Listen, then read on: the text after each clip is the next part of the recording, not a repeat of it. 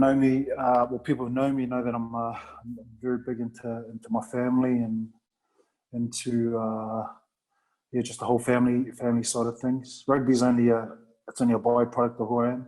It's not well, it was until I retired. Your brother's Tim, Nano Williams, and obviously you've got cousin Sonny Bill, and Joseph Parker's your cousin. Is that right? Yeah, he'd be like a second, yeah. So how easy was it for you with having your brothers like that? How easy was it for you to find yourself into rugby being your chosen sport, into your career path? I'll tell you what, it's the funny thing is I guess rugby chose me really. I was rugby league. I loved rugby league. I loved it. In New Zealand, it's like it's quite like England. It's like a working man's game. Northern England is where obviously all the Super League teams are. So where we lived in Auckland, the South Auckland was predominantly Polynesians and Māoris, and probably not the most affluent area. So rugby league was that was the chosen sport. And then I guess went through adolescence and my teen years and probably become a bit naughty, and I had to go and live with my grandma over the, I'd say, probably the more affluent area of Auckland. And then I went to high school there. I went and asked the teacher, I go, "Sir, is there a rugby league team I can play for at the school?" And they said, "No, there's only a rugby team." So that's how I was introduced to rugby. I was never, everybody knows about the All Blacks, but I never really chose rugby. Really, it was just I guess I just stumbled on it accidentally. But I'm pretty happy that I did, because now I'm on the other side of the world talking to you, bro. Somewhere along the line I must have done something right, brother. So just talking about that, so what was your journey? Because you played for the Blues.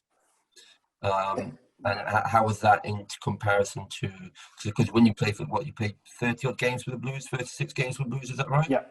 Yeah. When you came over here, what was that? How did that feel for you? What challenges did you face as a player?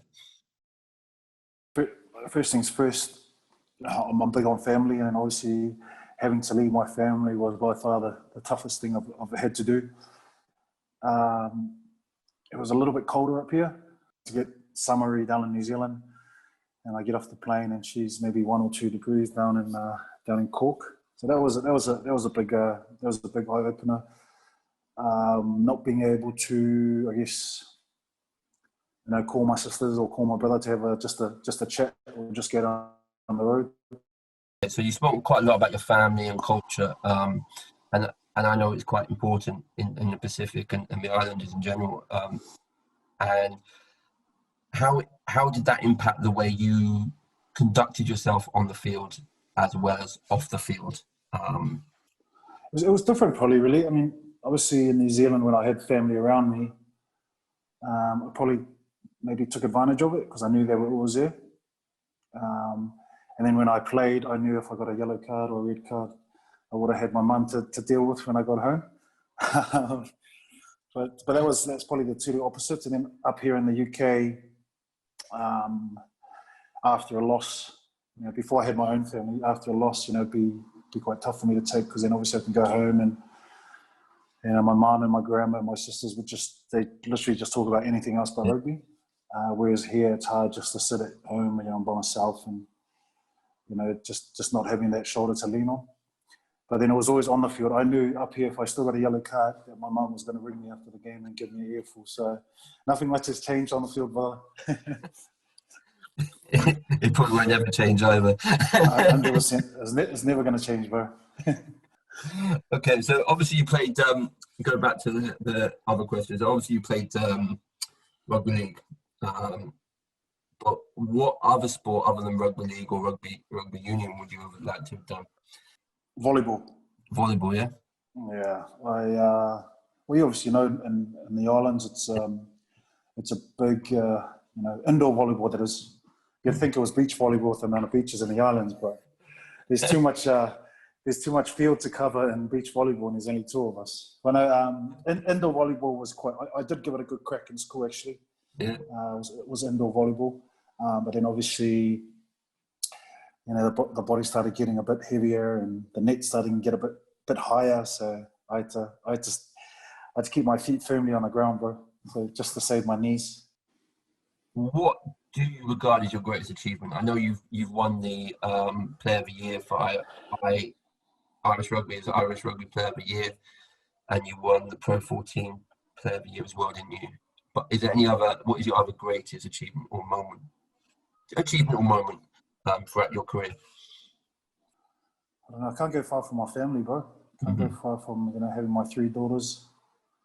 You know, I was the first one of 8 of us to get married to my partner. So, you know, they're all still waiting. Well, and then my brother decided to follow suit. My girls are still behind her. But yeah, I discovered at an early age that rugby was something, but it wasn't everything. Like coming from New Zealand, a lot of people do think it's everything. They think, oh, you know, the All Blacks are up here, and this.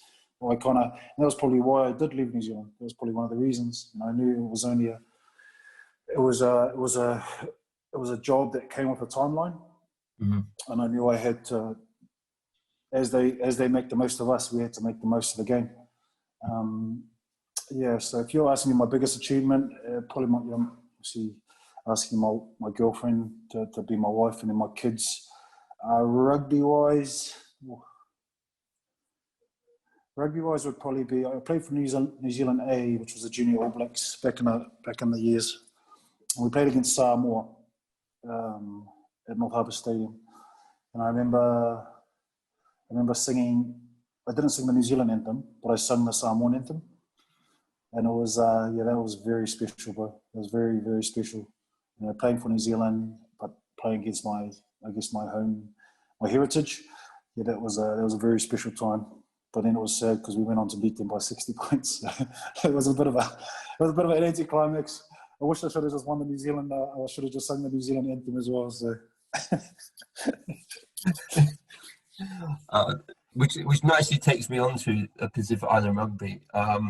Obviously, with this pandemic, there's been a lot of talk about.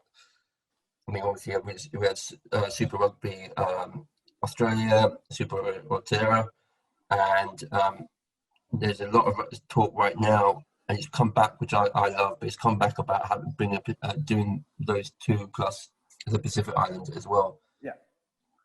Do you think that'll happen? No.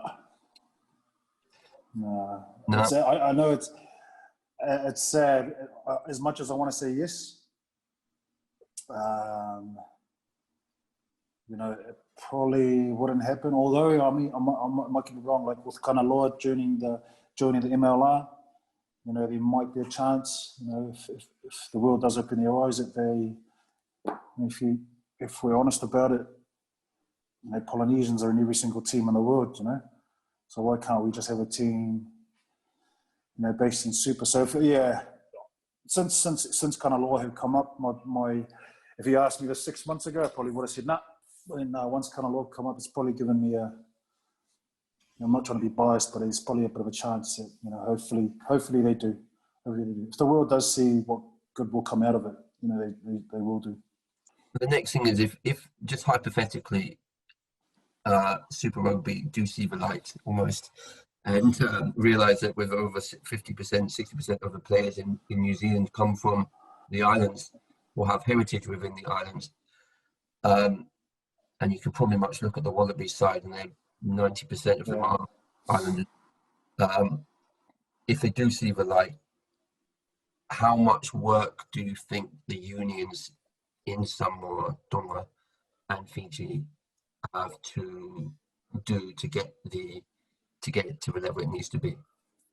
I think just to get it started, to get the actual team started, those unions would probably have to base themselves maybe in New Zealand or Australia first, you know, because obviously the resources aren't they're not the best in the islands. I might as well just say it bluntly, you know.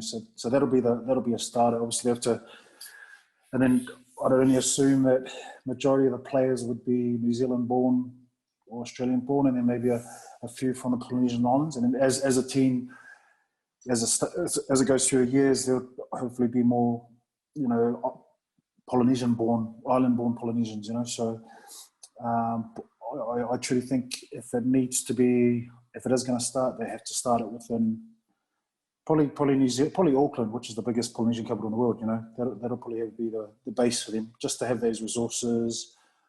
They obviously have teams like the Blues to not, I guess, not copy, but just kind of see how they're running things. Mm-hmm. So then they can make it their own, if that makes sense.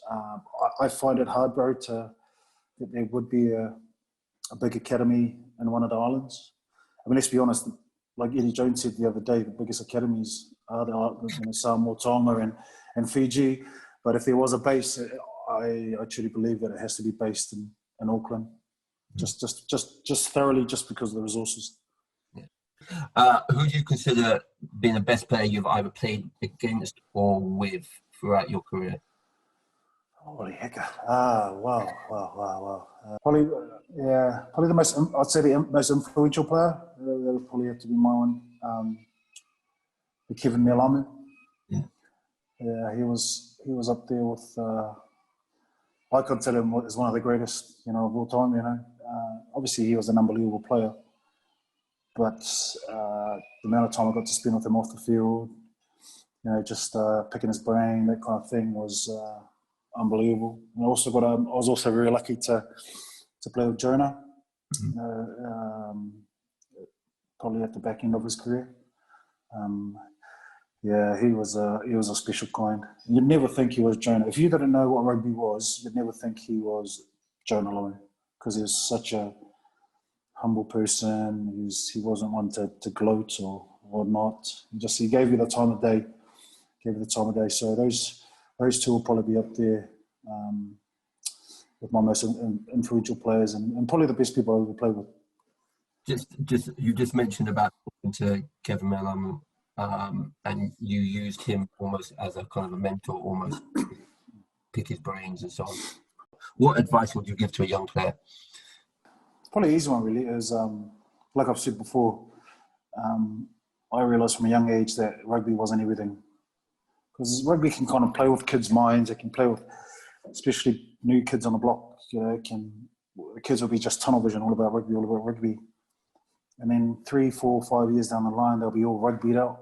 You know what I mean, bro? So I always tell them, I've said to the boys here that I play in Cardiff Blues, I was like, look, boys, once training's finished, go home. Just go home, play PlayStation, be a kid. Just find that balance among it all.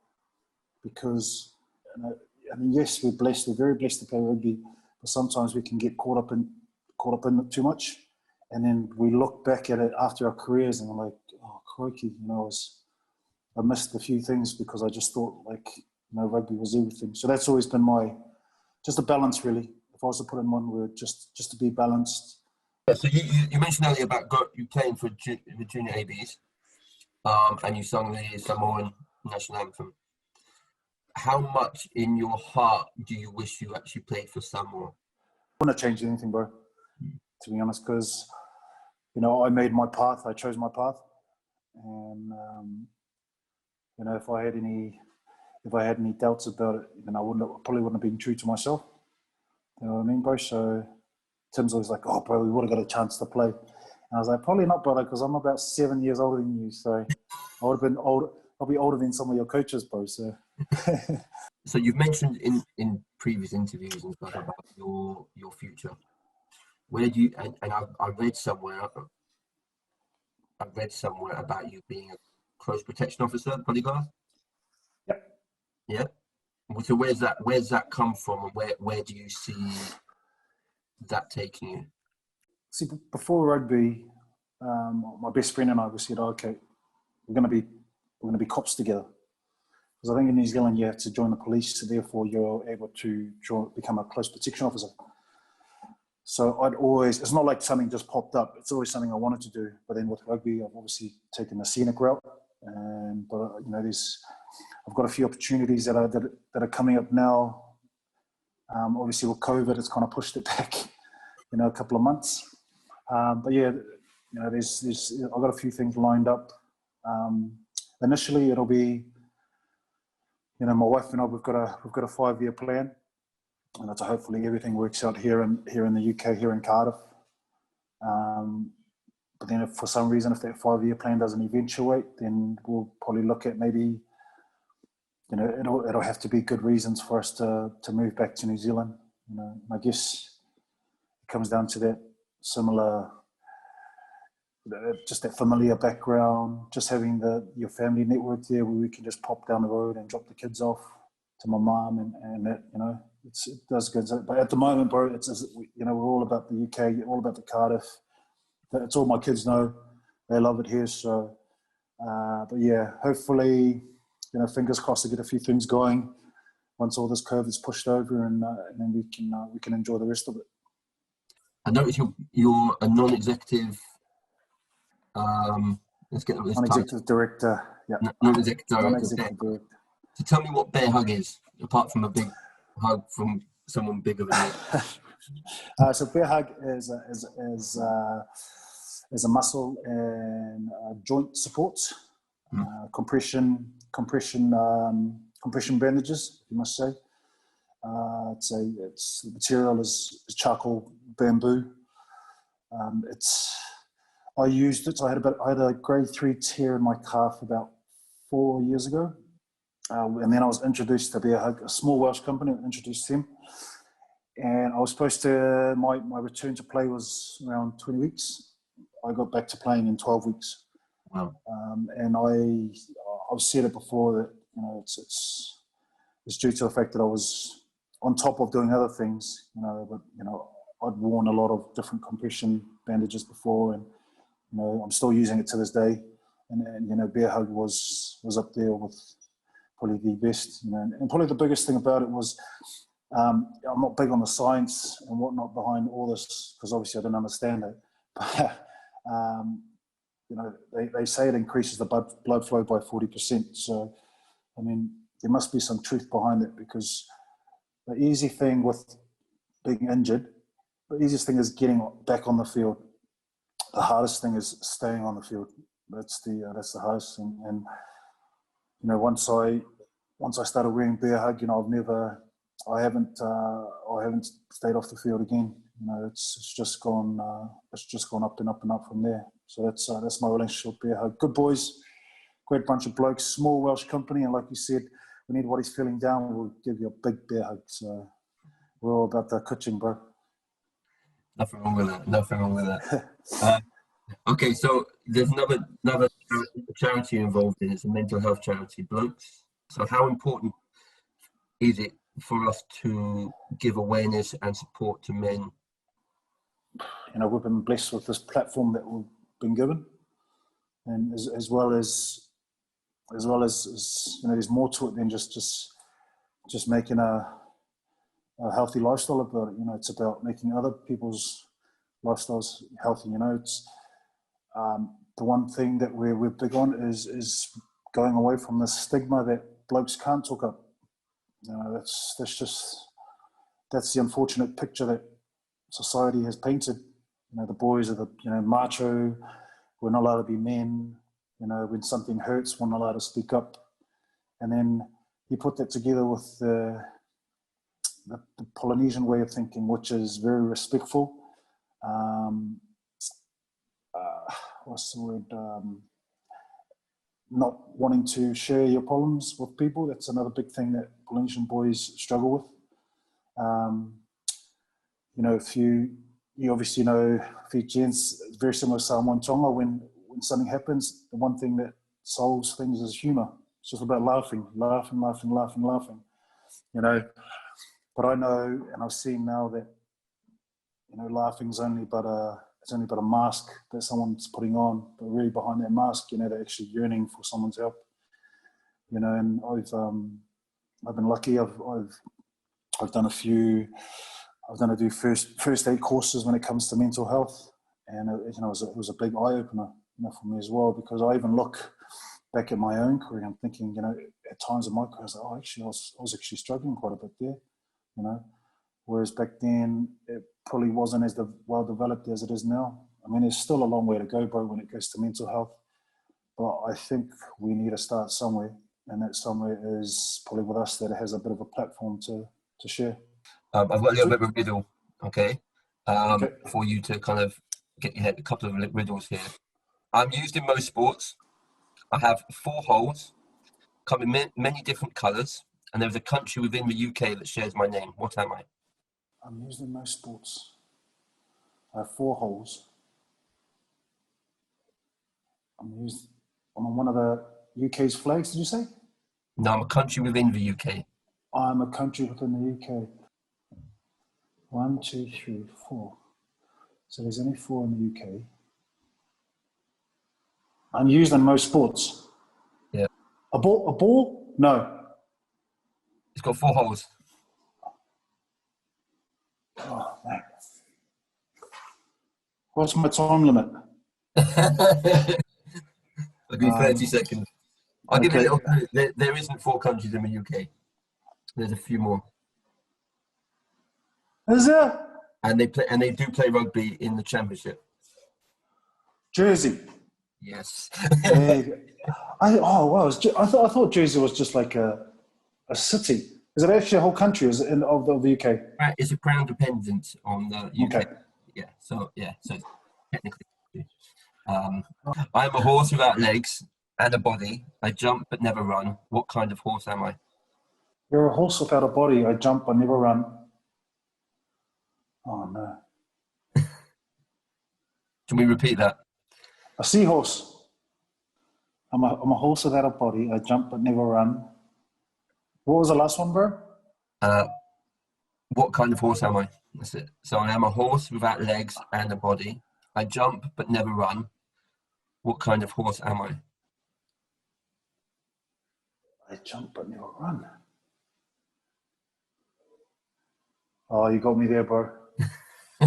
It's a Trying to think of a different. Oh. Yeah. Oh, I got you. Rook. Is that what it is? Yeah, it's a rook. Yeah, that's that, the yeah. one. That's the one. Yeah. Oh, So that's a good one. Yeah, I like that. You can take that to your kids as well, see if they get it. Yeah, I'll use that with my wife. It'll be a tough one, I'll tell you that.